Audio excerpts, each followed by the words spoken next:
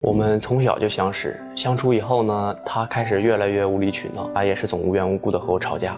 我和他吵架都是有原因的，他一点自制力都没有，而且花钱总是大手大脚。他每一天忙工作，根本都没有时间陪我。很多事情他嘴上答应，其实他根本都做不到。我很喜欢我的行业，但是他不支持我，他总是让我换工作，但是他的工作也是接触异性，然后我也觉得我也不太能接受。我现在的工作只不过是一个兼职，我有自己的底线和原则，但是因为他的工作，我们现在在一起的时间真的是越来越少。我的父母也不是很同意我们两个之间的事情，但是我怕他做傻事，我们两个现在就是很尴尬，也不知道该怎么办。我不喜欢没有他陪我的日子，我真的接受不了异地恋。难道工作比我重要吗？掌声有请这一对，有请。小杨21岁，来自黑龙江，学生，来有请小杨。娜娜21岁，来自吉林，自由职业者，来有请娜娜，有请。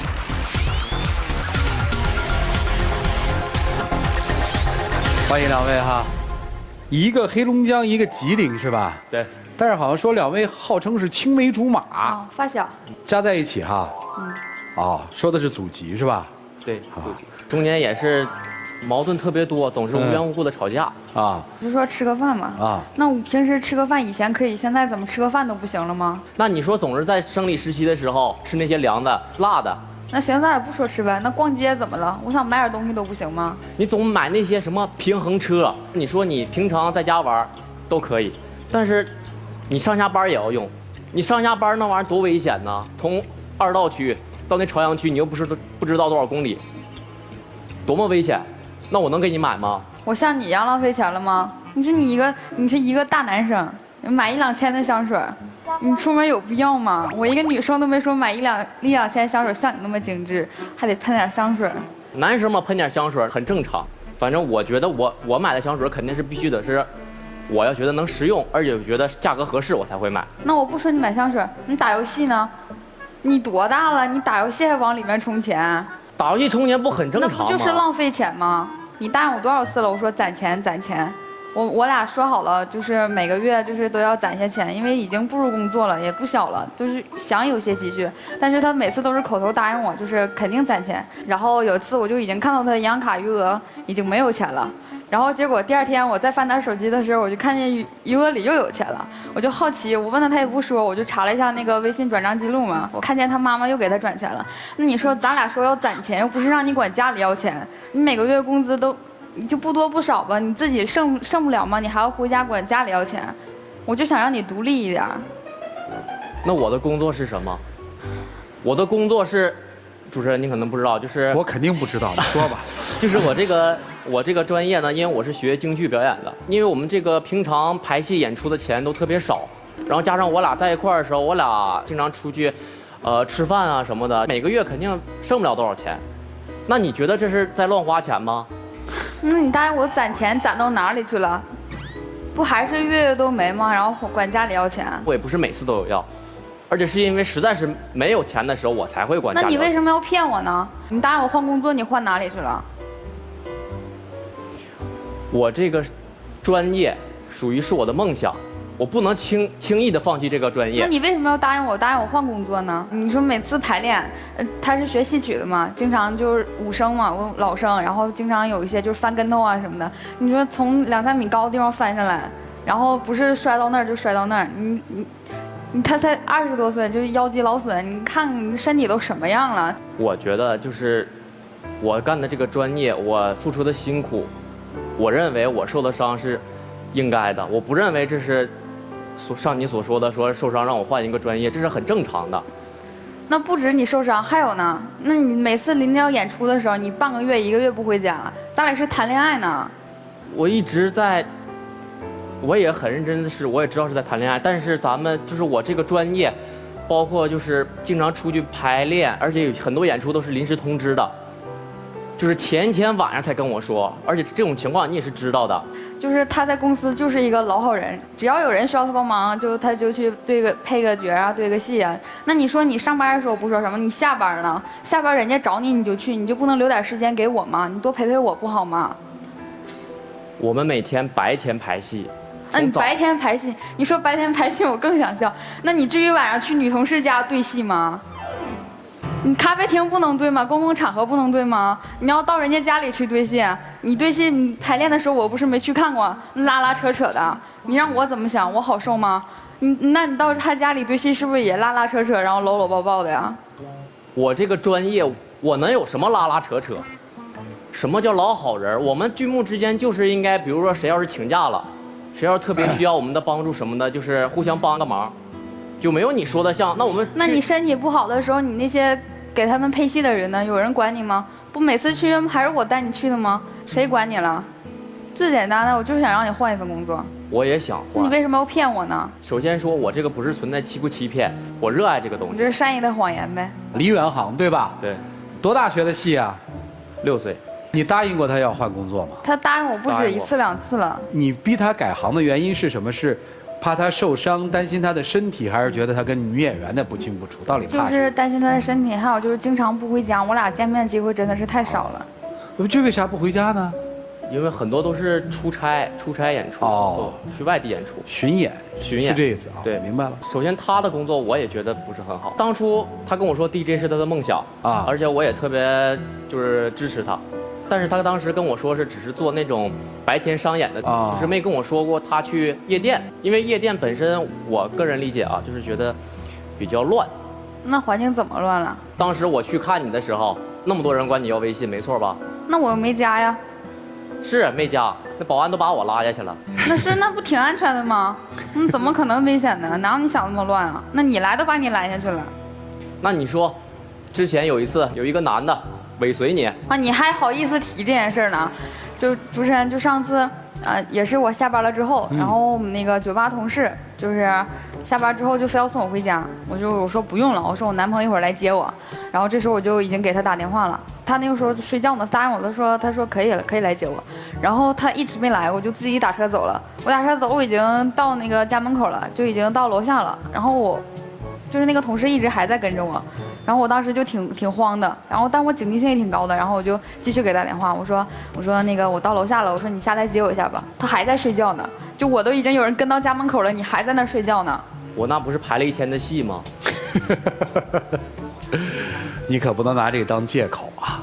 你真的不能拿这个当借口。那你换一份工作就不至于这样了吗？就像之前说的，说这也是我坚持的一个梦想，就是你别再跟我说你的梦想了，我不懂。换而言之，是不是这姑娘其实你就问她一句话，说当 DJ 也是我的梦想？是我的梦想，但是我想的就是我在进修其他专业嘛，然后我想就是 DJ 兼职嘛，就是想等他换一份工作，我俩就能稳定点嘛。但是他一直都不换，那我怎么办？那我也不能天天在家里宅着吧？就我在进修的时候，我不上班，我也不能天天在家里待着吧？我也得找点事情做嘛。那你为什么非得就到晚上出去？那你还好意思说呀？那你每天不在家，你天天都不回来。其实我觉得就是咱们两个的时间的安排上可能，有很多不一致的地方。比如说，就是我出去巡演，然后你每天晚上才去上班，咱们这个时间总是安排的不好。然后我的父母吧也知道我俩的事情嘛，然后经常说你们两个这样的话不是长久的啊。其实也就说白了是你们现在对你们的情感现状也不满意，对吧？双方的父母对你们现在的这种生活状态引发的情感现状也不满意，是这意思吗？对。女生刚才列了男生很多问题啊，财务的管理是一个问题，第二个问题是所谓的信任问题是个问题，第三个问题是职业问题是个问题，第四个问题是没有长大，有点小孩子啊，小孩子脾气。在这4个问题里面，你最想解决哪一个呀？职业的问题。就是职业啊，你是认为只要他不从事这个职业了，就应该相对稳定，对不对？就是他妈妈不是现在也不太赞同嘛，就是如果他可以换掉这个工作，我也可以不干这个啊，就因为那只是我的。你指的他妈妈不太赞同是不赞同他的职业，还是不赞同你的？不赞同我的职业。哦，明白了。女生其实我看你对女生也很有意见，对吧？你觉得排第一的是什么？你想解决哪一个？其实我也想解决就是工作问题。也是解决工作问题，好像在这个你们彼此喜欢的这个职业，变成了你们情感一个最大的障碍了。哎，你们在谈男女朋友之前，一起长大的吗？那时候关系好吗？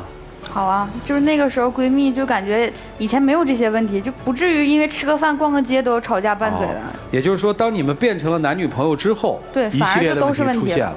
啊，有提过分手吗？我提过，我没有。什么原因？就是吵架，他把我一个人扔马路上啊。啊，就每次吵架他都是耍脾气就走了，然后我还找不到他。那每次吵架最后是怎么好的呢？定位找他呀。哦，你在找他，他把你扔了，你还得找他哄他。对啊。就每次吵完架都是他哄你是吗？是还是不是？是。如果他要不哄你的话，是不是就意味着这段感情就可以结束了？也不是。也不是。你要娶她吗？要，但是之前这些问题。好了，我的问题都没了，我们听听老师们怎么说。一起进入丘比特问卷。夏娜老师，我们先来说一下你们曾经这个关系是发小，由发小变成恋人呢，角色的转变和心理的转变2层转变。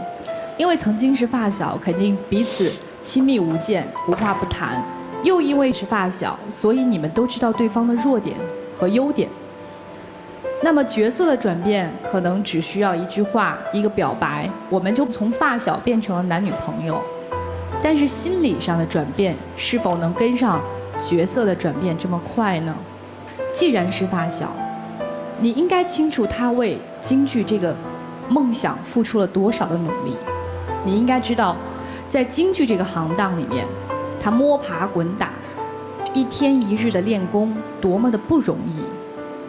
所以，如果这是他的梦想，这是他的事业，你让他在为了这么多年努力而奋斗的一个梦想当中和你来选择，这是一个很残忍的选择。怎么选？除非他不是真正的喜欢他自己的事业，要么就不是真正的喜欢你。你愿意接受哪个事实？所以我觉得，正因为那么了解彼此，正因为知道彼此的努力，知道彼此的弱点，我们才不戳对方的痛处，那才是爱。因为我爱你，我把我最柔软的地方都暴露给你，不是为了让你抓住我的小辫子有一天猛地攻击我，而是希望你能够帮我一起来包住我最柔软的地方，这是爱。所以你要他换工作，你要他换工作，你们不是彼此的主宰者，你们只是彼此的恋人。就说这么多，谢谢。好，谢谢尚大老师。来，曲总。我觉得你们2个人呢，因为是发小，太熟悉了，对吧？基本上彼此这10几年、几十年生活当中都是你中有我，我中有你。所以呢，你们现在呢是需要补课。第一，正常的情侣呢是从陌生人，然后到认识，然后深知之后再去相爱的，中间就会有新鲜感、好奇心，这是你们要补的课。第二一个，因为有了新鲜，有了好奇，是2个从陌生到相识，他们之间是有敬畏感的。先说新鲜感，好像你们的感情基础很深厚，彼此呢太熟悉了，所以一定是缺少那种想去了解对方，满足自己好奇，然后呢给你的这种惊喜。你们中间没有惊喜，一切全都是我们很熟悉、默契。但是呢，这有点提前进入了老夫老妻的那种状态，你们中间缺少激情，不要整天就困于那种老调同禅的那些问题，给一些新鲜的东西，培养一些共同的兴趣爱好，对不对？这是第一个要补的课。第二个呢，就敬畏感。这会儿其实一个问题出现了，就是6岁开始，男生对吧，就开始学这门叫国粹也好，这事业也好。居然女生要把这个说你要换工作，你觉得这里面是不是有一层？你说我们感情这么深厚，我去把他这个事业拔掉的话，不会影响我们感情的。错了。如果是你试想一下，如果你是一个陌生人，然后认识他时他已经是从事这份职业了，你们好的时候，你说你把这份工作去掉，工作辞掉，跟我，你觉得对方会不会很痛？但这就是敬畏，你对他没有敬畏了，你觉得都可以，因为我们不可能分的。但是怎么不可能分？如果这2门课不补上的话，你们随时可能会分的，明白吗？就这样。好，谢谢曲总。来，白老师。2位好，我记得我年轻还单身的时候，有人给我介绍过一个对象，然后我也去见了，那个男人也挺好，说实话也比较符合我对于男性的一种期待。但是当我们在聊天的时候，他问我做什么的，我告诉他我是做心理咨询工作的，对一些心理上有困惑的人来去帮助陪伴他们等等，他就突然间说别干了，天天跟一帮精神病在一块儿有啥意思？我说你不能这样去说我的工作对象，因为这个对他们第一不正确，第二有歧视，第三不公平。我就因此没有跟这个人。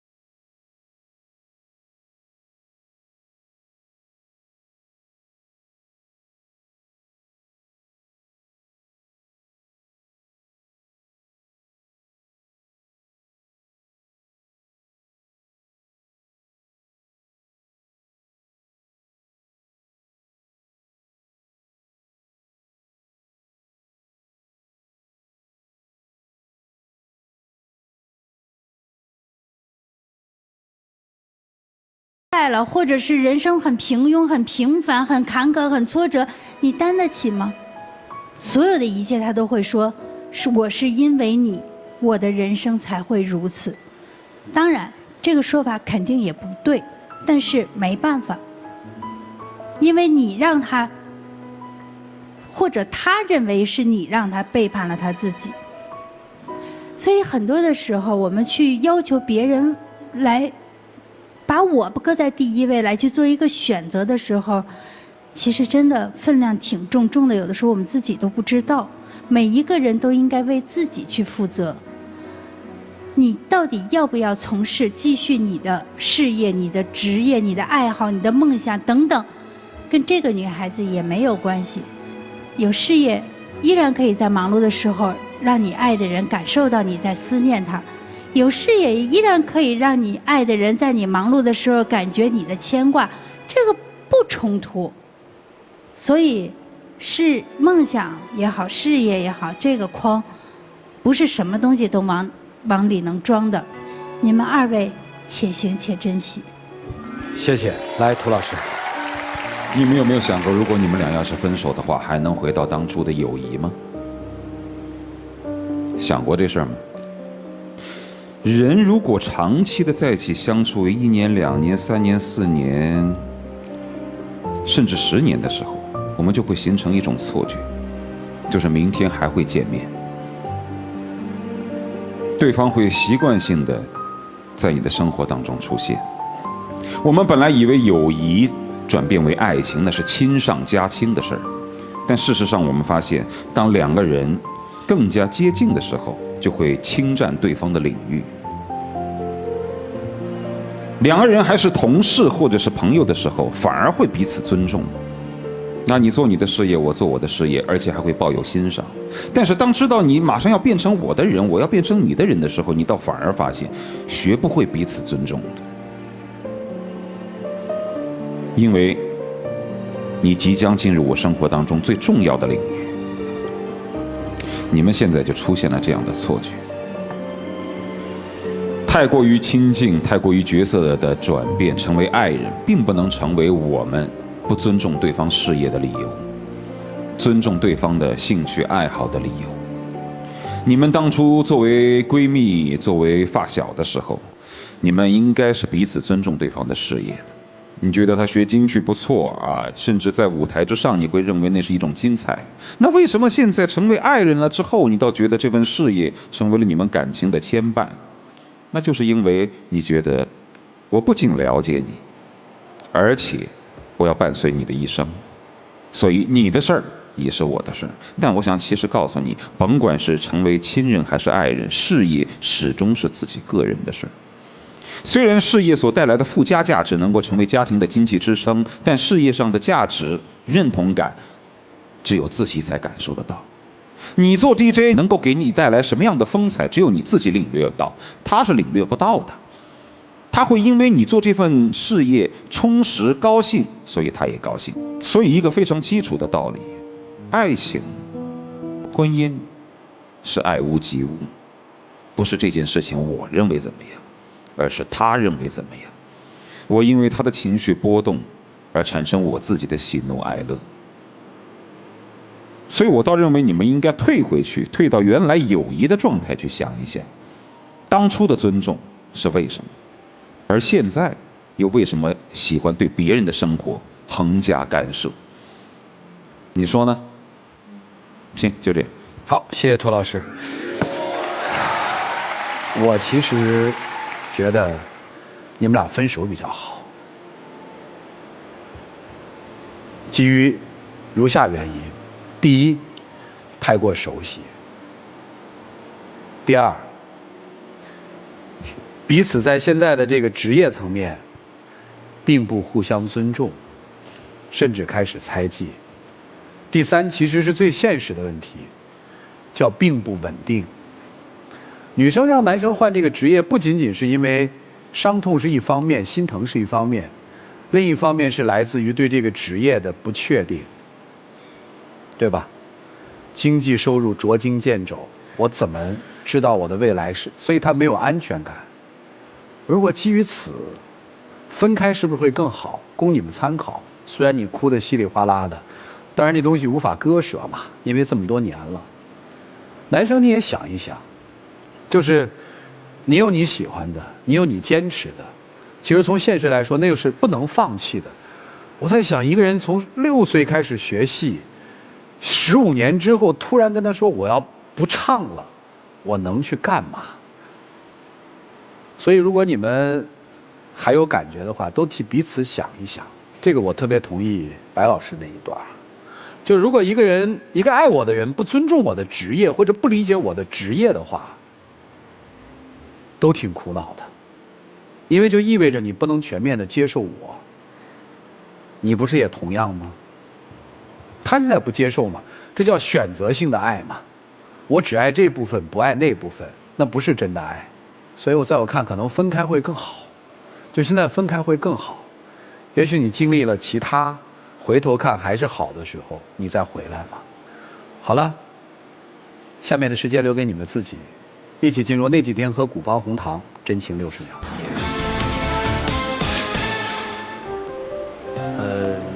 其实，要是工作的原因的话，我可以少排一些戏，然后多抽出一些时间多陪陪你。之前我做的可能有些做的很多的不好，我也多理解，多包容，但是我就是不想和你分开。我会把以后自己所有些像什么之前说的对戏啊，我都改一改，把我自身问题都改一改。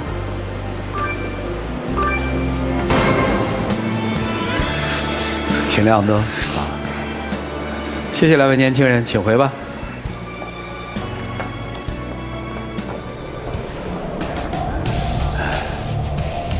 来，请关门。来吧，我们来看这一对他们自己的选择是怎样的，请开门。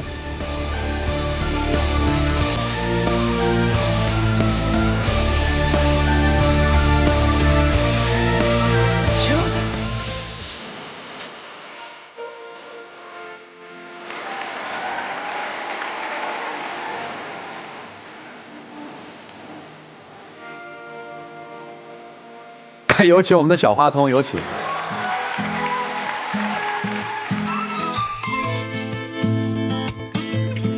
来，这个送给你们，祝你们开心啊！好好谈恋爱吧，别急着结婚啊！谢谢你们，请回啊。